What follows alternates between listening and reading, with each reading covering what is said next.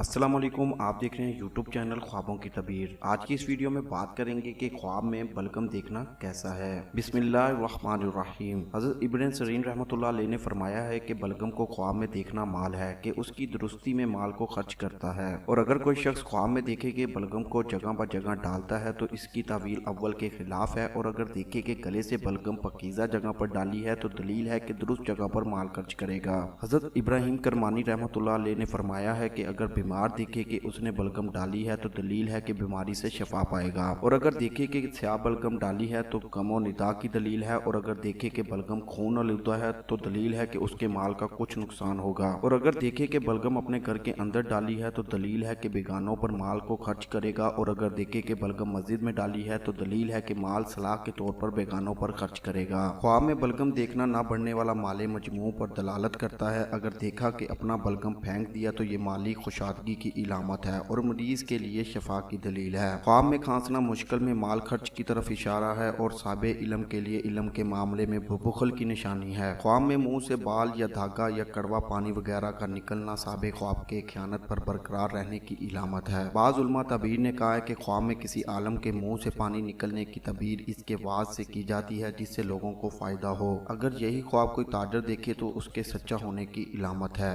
ऐसी ही ख्वाबों की तबीर जानने के लिए हमारे चैनल ख्वाबों की तबीर को लाजमी से सब्सक्राइब करें, और अगर वीडियो अच्छी लगे तो वीडियो को ज़्यादा से ज़्यादा लाइक करें। अपना बहुत सारा ख्याल रखिएगा। मिलते हैं इंशाल्लाह नेक्स्ट वीडियो में। बशर्ते ज़िंदगी अल्लाह निगहबान।